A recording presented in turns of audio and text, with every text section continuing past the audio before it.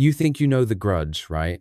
The creepy pale woman with long black hair who crawls down the stairs backwards and makes that lovely sound effect that basically ruined creaky pipes for everyone. Actually, not quite. While that image has haunted American and Japanese audiences for decades, the story behind it is a little less straightforward. People often assume that Kayako Saeki, the ghost in The Grudge, is just a spooky invention for horror films, a sort of Japanese cousin to the Exorcist girl. But that's not entirely true, and it's not entirely false either. Most of you watching are already familiar with the movies. I mean, how could you not be? If you grew up in the early 2000s, The Grudge was everywhere. Sarah Michelle Gellar running around Tokyo, terrified of a ghost kid in his underwear. Creepy house noises that made you swear off attics forever. And of course, Kayako herself, dragging her broken body across the floor like an angry yoga instructor who skipped warm-ups. The imagery is unforgettable. But here's the thing. Kayako didn't just crawl fully formed out of a horror director's imagination. So the question becomes, who or what is Kayako really? Where did this nightmare actually come from? Because if you look past the jump scares and the rattling croak, you'll find that she's part of something much bigger, much older, and way more unsettling. The Grudge films gave us a character, but Japanese folklore gave us the blueprint. In Japan, there's an entire tradition of spirits that look and act eerily similar to Kayako, centuries before she ever glared out from under that messy hair in the movies. These spirits were feared on stage in no plays, painted into Edo-era ghost scrolls, whispered about in bedtime stories, and dreaded by people who believed the dead could return if their anger was strong enough. They are called onryo, vengeful spirits, and they make Kayako look less like a standalone monster and more like the latest terrifying face in a very long line. So, while Hollywood gave us the meme-worthy croak and the viral stare crawl, Japanese culture gave us the foundation. And to really understand why Kayako exists, why she spreads her curse like some paranormal chain email you can't block, we need to dig into the roots of the onryo tradition. Because only then can you see what's movie magic and what's folklore. When you strip away the croaking and the Hollywood lighting, Kayako is not just that ghost from The Grudge. She belongs to one of the oldest and most important categories of Japanese folklore, the onryo. If you've never heard that word before, don't worry, you already know what it means. You've seen it every time a pale, long-haired woman in white shows up in Japanese horror. You've felt it every time a ghost story is less about unfinished business and more about unfinished rage.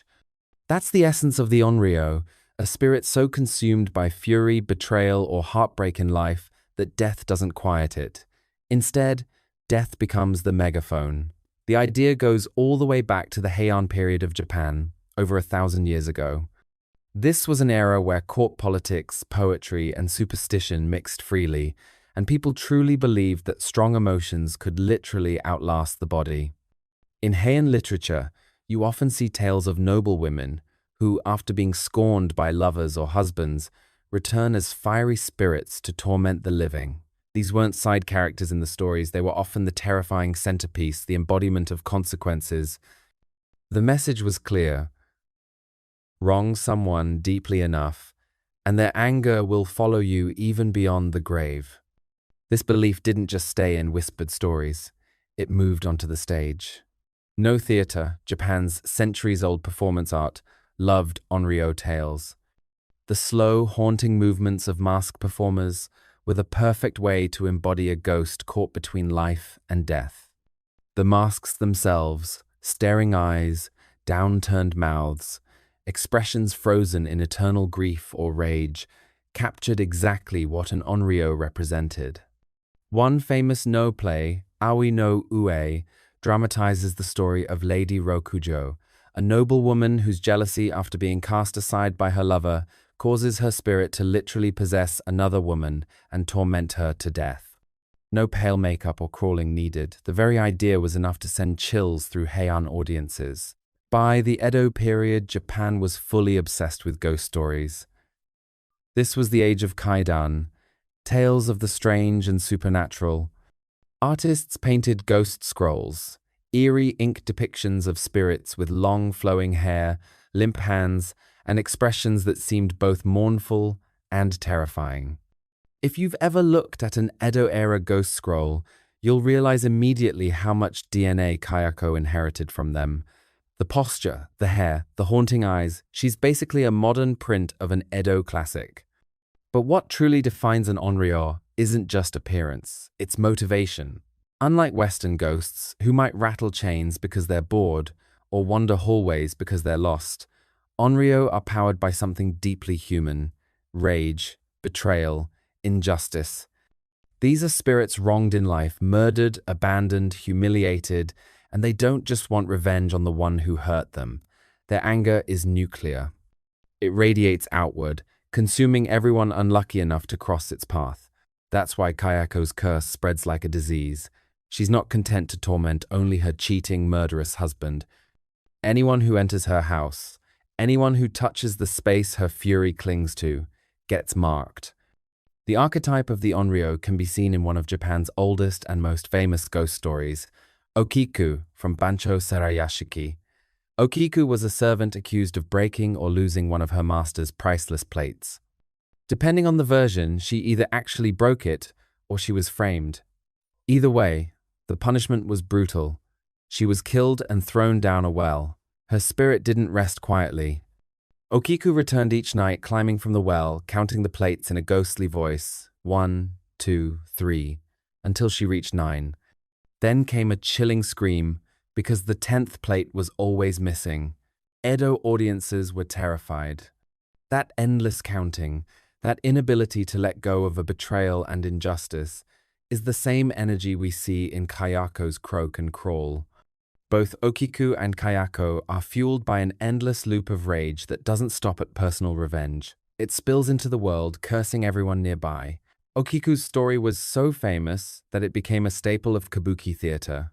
Imagine sitting in a crowded theater, watching a stagehand drop a dummy down a well while an actress, dressed in white with her long hair disheveled, emerges wailing from the darkness. That's the origin story of every J-horror ghost you've ever seen, Kayako included. The key details repeat again and again across history: a woman wronged, a violent or unjust death, and a spirit too angry to move on. What makes the onryo especially powerful in Japanese culture is how they flip expectations. In life, many of these women were powerless. They were wives silenced by their husbands, servants at the mercy of cruel masters, lovers discarded by men of higher status. In death, they become unstoppable. The cultural resonance is obvious. If you mistreat someone when they're alive, don't be surprised if the balance tips against you when they're gone. This theme of retribution speaks to a very old social anxiety, the idea that the people you exploit may come back with the full weight of supernatural justice. Kayako inherits all of this. Her story, murdered by her jealous husband, left broken and alone, her rage spilling out into the walls of her home, isn't new. It's a perfect retelling of an ancient template.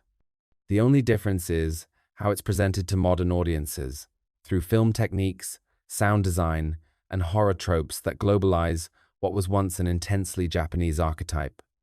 The Grudge is terrifying not because it invented something brand new, but because it repackaged something ancient that was already terrifying to generations of people. So when you think of Kayako, don't imagine her as a one-off horror character. Picture her as the latest chapter in a story that began over 1,000 years ago with women like Lady Rokujo and Okiku. The pale skin, the long hair, the vengeful stare, they're not cliches. They're a tradition, refined and repeated until they became a language of fear in Japanese culture. That's the world Kayako crawled out of, not just a haunted house in Tokyo, but a 1,000-year lineage of women whose rage was powerful enough to tear open the boundary between life and death. If Onryo were the ancient blueprint, then Kayako Saeki is the modern renovation that took the whole world by storm. But to understand how she became the face of 21st century Japanese horror, we need to start with her personal story, the one that unfolds inside that infamous Tokyo house. Kayako was not always the specter we know. In the original Ju-on films, she was a woman living a very ordinary life with her husband Takeo and their young son Toshio. But like so many onryo before her, Her tragedy began not with ghosts, but with human cruelty. Kayako was a lonely housewife who developed an unhealthy obsession with another man. Depending on which version you're watching, she keeps a diary, writes letters, or simply daydreams. When her husband discovers her secret, he doesn't just confront her. He murders her in a fit of jealous rage. He breaks her body, slashes her throat, and leaves her to die in their home. He kills their cat. He kills their son. It is the kind of cruelty that burns into the walls themselves. And from this moment, the curse is born. Kayako's rage and suffering do not stop with her death. They linger, infecting the house where she died. Anyone who enters becomes trapped in the same cycle of horror. They see her crawling down hallways, hear her death rattle echoing through empty rooms, and eventually, they die too, claimed by the same curse. This is the defining feature of Ju-on, the idea that violence and hatred can stick to a place like a stain you can never wash out. If that sounds eerily familiar, that's because it is classic onryo behavior. Wronged woman? Check. Brutal death? Double check. She even embodies the classic aesthetic of the Japanese ghost. Long, disheveled black hair that covers her face, pale skin, twisted movements, and a voice that doesn't sound entirely human. In Edo-era ghost scrolls, the spirits are often painted with dangling arms and loose hair because that was how corpses were buried. Kayako inherits that imagery directly. She is, visually and thematically, the continuation of a lineage that stretches back through centuries of Japanese storytelling. But Kayako is not just a carbon copy of Okiku or Lady Rokujo. What makes her stand out, and what made the Grudge explode internationally, are the details. The first is her voice, or rather, her lack of one. That infamous croak, the guttural death rattle that bubbles up from her throat, is not just a creepy sound effect. It's meant to mimic her last moments alive, when her husband snapped her neck and left her to choke. Every time you hear that noise, you're not just hearing a ghost. You're hearing the replay of her murder echoing through time. It's gruesome, but it's also ingenious. Horror is most effective when it forces you to confront something that feels too real to ignore. The second is her movement. Kayako doesn't float elegantly or glide through walls. She crawls. Her body twists and contorts as if her bones are still broken, dragging herself across the floor with an unnatural rhythm. This makes her terrifying not because she is fast, but because she is wrong. Human beings don't move like that. Something deep in the brain recognizes it instantly as a predator signal. This is not normal. Get away. Classical onryo often appeared standing, looming, or drifting. Kayako gave us a new form of terror, the unstoppable crawl. And then there's the curse itself. In older folklore, onryo usually targeted the person who wronged them, maybe extending their fury to a few unlucky relatives. Kayako, however, is indiscriminate. Her rage doesn't just kill her husband, it kills anyone who steps into her territory. The idea that the curse spreads from victim to victim, house to house, like a virus, is a modern update. It fits perfectly into a world where people already feared things they couldn't see spreading silently, disease, urban legends, even chain letters on the internet. Kayako became the ghost you couldn't contain, the one that followed you home, whether you believed in her or not. This is why audiences latched onto her so strongly. She wasn't just scary in the moment. She lingered in your imagination long after the credits rolled, because her curse played into something universal. The fear that evil doesn't stay put. Most haunted house stories end when you leave the house. With the Grudge, the horror comes with you. Kayako was essentially the ghost version of a computer virus. You open the wrong file, and now your whole system is corrupted. Except in this case, the file is a creaky staircase, and the system is your life. The blend of old and new is what made Kayako such a sensation. For Japanese audiences, she was instantly recognizable as part of the onryo tradition, a pale, betrayed woman whose fury had no end. For Western audiences, she was something fresh, something uncanny, a monster that didn't fit neatly into the vampire-zombie-werewolf lineup. And because her story is rooted in human cruelty, domestic violence, jealousy, betrayal, she carried an emotional weight that made her scarier than just another slasher villain. Her black hair, her croak, her crawl, these became icons not just because they looked creepy, but because they connected directly to the logic of her story. Every detail is tied to her trauma, and every trauma becomes a weapon. That's the brilliance of Kayako's creation. She isn't frightening because she's random. She's frightening because she makes perfect, horrifying sense. So, while Kayako may have been born in a horror film, she is not just a movie ghost. She is the perfect storm, an onryo updated for modern fears, wrapped in unforgettable imagery, and unleashed through a curse that refuses to stay in one place. That's why The Grudge didn't just scare people in theaters, it followed them home. By the late 1990s, Japan was already in the middle of a horror renaissance.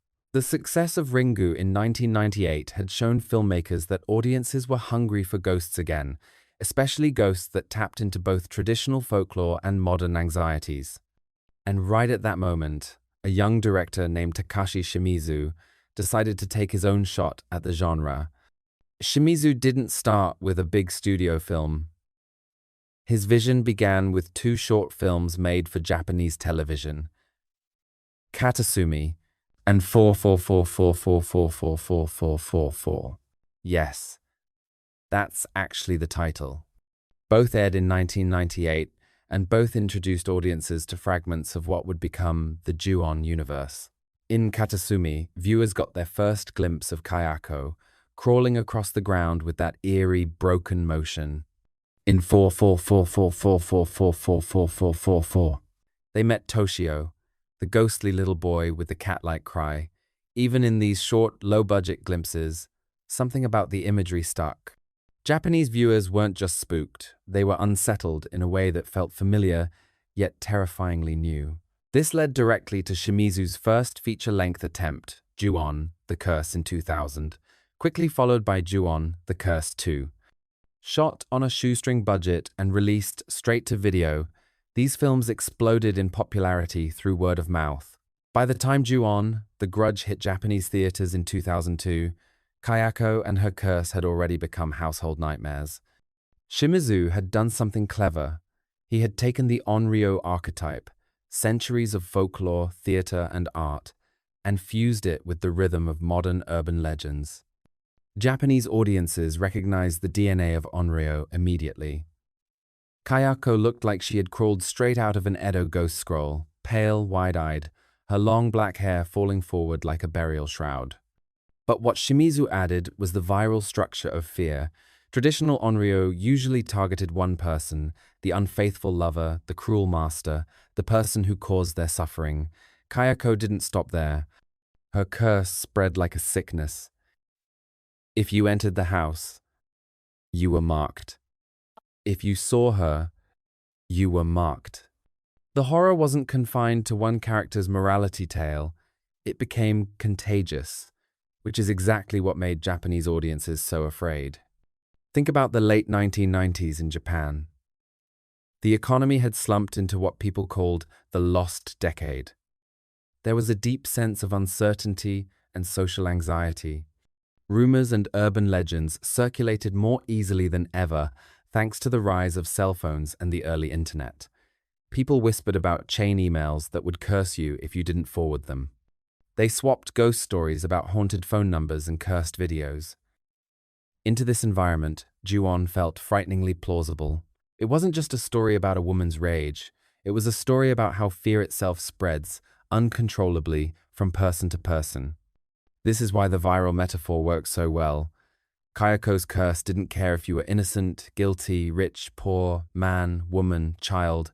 Once it touched you, it claimed you. It was an echo of ancient onryo tales, spirits lashing out indiscriminately, but updated for a world where the idea of contagion, of unstoppable spread, was on everyone's mind. The result was horror that felt modern without losing its roots in tradition. Visually, Shimizu also gave Kayako and Toshio distinct identities that separated them from generic ghost tropes. Toshio's childlike figure and meowing voice made him uncanny, while Kayako's crawl and death rattle became her signature. These details, small on their own, transformed into icons because they were repeated again and again across the series. In Folklore, repetition makes legends stronger. The same story told in many versions cements it as truth. In cinema, repetition makes monsters memorable. Kayako became unforgettable because every film hammered home the same dread-inducing details: the croak, the crawl, the hair, the house. When Ju-on the Grudge hit theaters in 2002, it became a national sensation. Japanese horror fans praised it for reimagining folklore in a way that felt urgent and terrifying. International critics noticed too, and soon Hollywood came knocking. Just 2 years later, in 2004, Shimizu himself was invited to direct the American remake, The Grudge. This was unusual. Remakes almost always bring in new directors, but the producers wanted the authentic vision of the original creator.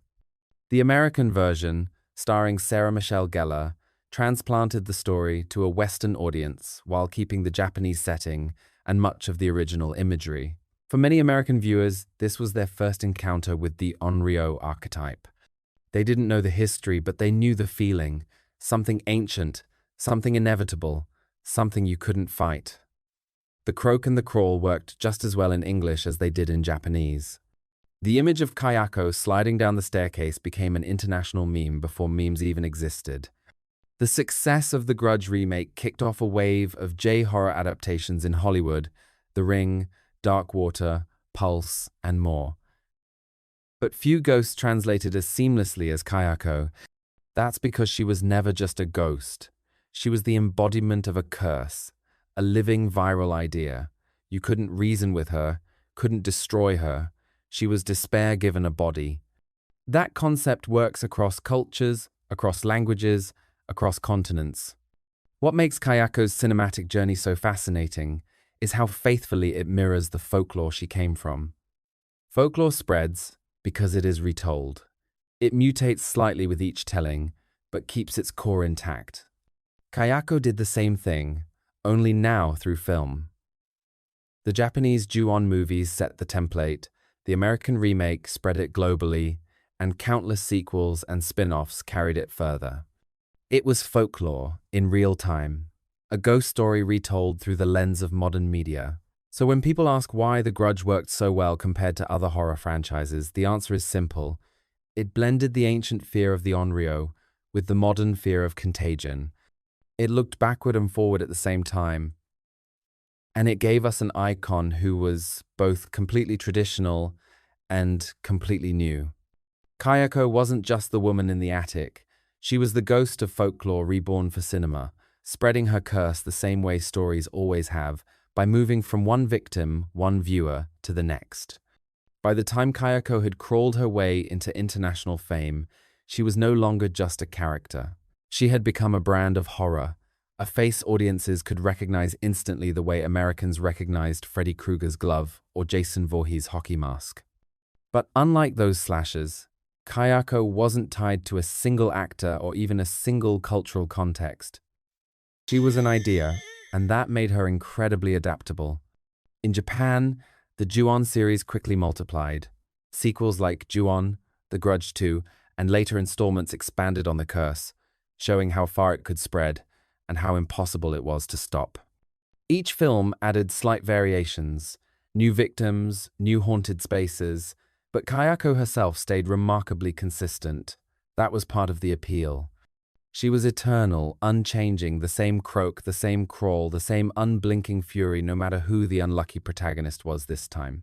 Just as the folklore of Onryo repeated the same archetypes across centuries, the Ju-on films repeated Kayako's traits until they became ritual. Then came one of the strangest and most entertaining twists in her cinematic career: Sadako vs. Kayako in 2016. If you're wondering, yes, this was exactly what it sounds like. Japan's two biggest horror icons, the videotape Ghost from Ringu and the housebound Curse from Ju-on, were pitted against each other in a crossover film. Think Godzilla vs. King Kong, but instead of giant monsters stomping on cities, It was two vengeful spirits competing to see whose curse would outlast the other. On the surface, the movie was campy fun. Fans debated whether Sadako's technological curse or Kayako's viral haunting was more powerful. But underneath, it revealed something deeper about Japan's horror tradition. Both characters had become icons, shorthand symbols of terror. They weren't just characters in a story anymore, they were cultural mascots of fear. Putting them together was Japan's way of acknowledging that they had reached mythic status, the modern successors to Okiku, Lady Rokujo, and all the other onryo of the past. Meanwhile, in the West, Kayako had a slightly different trajectory. The 2004 American remake, The Grudge, introduced her to a whole new audience, and sequels followed in 2006 and 2009. But the American films didn't resonate in quite the same way as the Japanese originals. Part of this was cultural. American audiences weren't raised on the imagery of Onryo, so the ghost archetype felt exotic and fresh at first, but became harder to sustain across multiple films. Another part was tone. Hollywood often tried to explain the curse, to give rules and backstory that could be neatly tied together. Japanese horror, by contrast, thrived on ambiguity, the sense that the curse was endless, unknowable, and impossible to defeat. The difference is subtle but important. In the Japanese Ju-on, Kayako is a force of nature. You don't beat her, you don't bargain with her, you just hope she hasn't noticed you yet. In the American Grudge series, there's often a push to solve the haunting, to find an answer, which somewhat dilutes the primal terror. It's like trying to give an instruction manual for a tornado. Once you explain too much, it stops feeling inevitable and starts feeling like a puzzle. Despite these differences, Kayako still worked across cultures because her essence was universal. Betrayal, rage, and injustice are not bound by language. The croak and crawl don't require subtitles. And the idea of a curse that spreads indiscriminately, consuming innocent and guilty alike, speaks to fears every society understands: disease, rumor, trauma, contagion. That's why, even after multiple remakes and reinterpretations, the core image of Kayako remains frightening. Another reason her story traveled so well is that Kayako is deeply visual. Horror often struggles to cross cultural boundaries when it relies heavily on dialogue or religious context. But Kayako is almost wordless. Her face, her movements, her sound, those alone tell the story. You don't need to know Shinto cosmology or Edo period theater to be terrified by the sight of a pale woman dragging herself down the stairs with bones cracking out of place. In the end, the variations across sequels, remakes, and spin-offs didn't weaken Kayako, they reinforced her. Each new film was another retelling, another urban legend passed along. That's exactly how folklore works. The details shift, but the core remains. Okiku counts plates in one century. Sadako climbs through a TV screen in another. Kayako crawls out of the attic in hours. Different mediums, same message: the dead are not finished with us. So whether she's battling Sadako for horror supremacy, terrifying Japanese theater audiences, or scaring Western teenagers who thought they were safe because they didn't live in Tokyo, Kayako proves one thing. Once a curse takes root in culture, it spreads just like in the movies. You can change the setting, change the cast, even change the language, but the fear follows, always. At this point, it's clear that Kayako isn't just a horror character, she's a mirror. Like all great monsters, she reflects the fears and anxieties of the culture that created her. And in Kayako's case, the reflection is uncomfortably close to home. At the core of her story is family violence. Kayako is not killed by an outside invader, not by a demon or a stranger, but by her own husband. The horror begins in the supposed safety of the home, the place that should protect you. In Japanese society, where the family unit is often idealized as the foundation of stability, this betrayal hits especially hard. Kayako represents the truth that sometimes the greatest danger comes from inside the walls. That leads directly to her second symbolic role: lingering trauma. The idea of trauma that never dies is woven into the very fabric of the Ju-on films. Kayako's death is not a one-time tragedy, it becomes an endless loop, repeating itself through anyone who enters the house. This reflects a cultural understanding that trauma, especially when tied to violence or abuse, doesn't stay contained. It spreads to children, to communities, to future generations. Kayako is trauma personified, the past that never lets go. This is what makes her so powerful in comparison to other onryo. Take Okiku, the servant girl from Bancho Sarayashiki. Okiku's rage is focused on one injustice, the broken plate, the cruel master. She haunts her well and counts her plates, endlessly replaying the moment of betrayal. Her story is terrifying, but it's confined to one cycle, one wrong. Kayako, by contrast, is indiscriminate. Her curse doesn't just punish her murderer, it infects anyone nearby. She takes the core of Okiku's archetype and scales it up, turning one act of violence into a viral epidemic. Then compare her to Sadako from Ringu. Sadako is also an onryo, wronged and left for dead, but her curse travels through technology, specifically the cursed VHS tape. She represents the anxieties of late 20th century Japan, new media, the spread of information, and the fear of losing control in a hyper-connected world. Kayako's curse, on the other hand, stays tied to the domestic space. She's the ghost of the home, the nightmare that waits in the attic or the bathtub. Where Sadako embodies fears of technology and communication, Kayako embodies fears of intimacy, family, and the places we can't escape. Together, they form a one-two punch of modern Japanese horror, each representing a different cultural pressure. For Japanese audiences, Kayako's symbolism is clear. She is a reminder of violence that society often tries to keep hidden, and of trauma that refuses to be buried. But when her story crossed the ocean to Western audiences, the meaning shifted. Western viewers, unfamiliar with the deep tradition of onryo, often saw Kayako less as cultural commentary and more as a pure monster. To them, she was simply a terrifying ghost with unique features: the croak, the crawl, the hair. They didn't always see the domestic violence metaphor, but they still felt the unease of a curse that could not be escaped.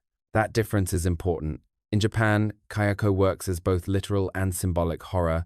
She's scary, but she's also saying something.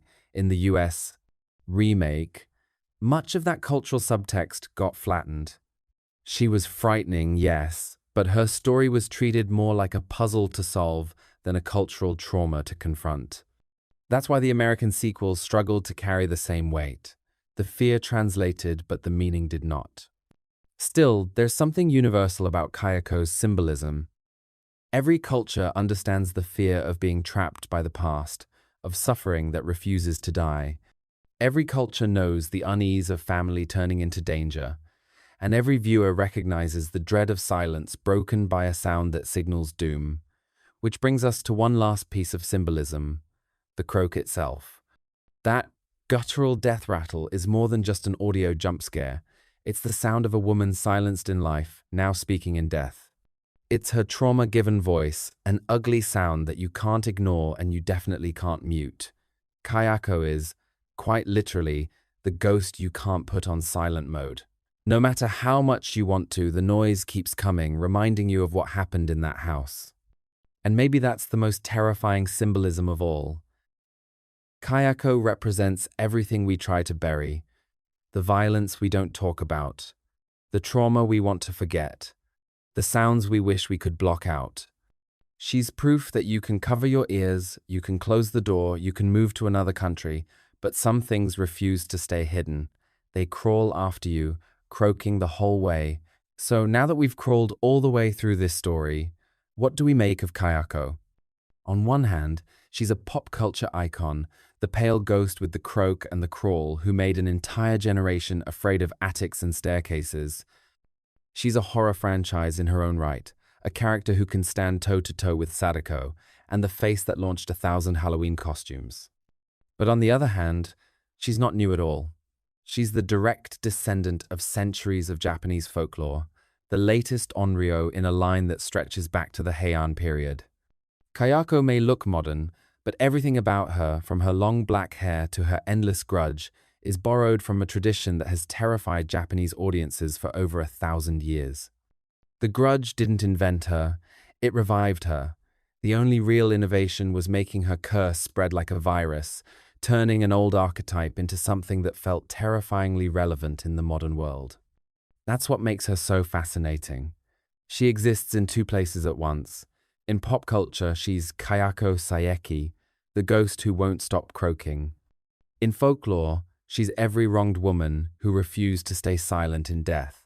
She's a viral monster in the 21st century, and she's a classic spirit straight out of Edo-era ghost scrolls. It's a rare trick. She's both meme and myth at the same time. And if you've been paying attention, you know what that really means. Kayako is unstoppable, not just in the movies, but in culture itself. She'll keep coming back in sequels, remakes, and spin-offs, just as her archetype has kept returning for centuries.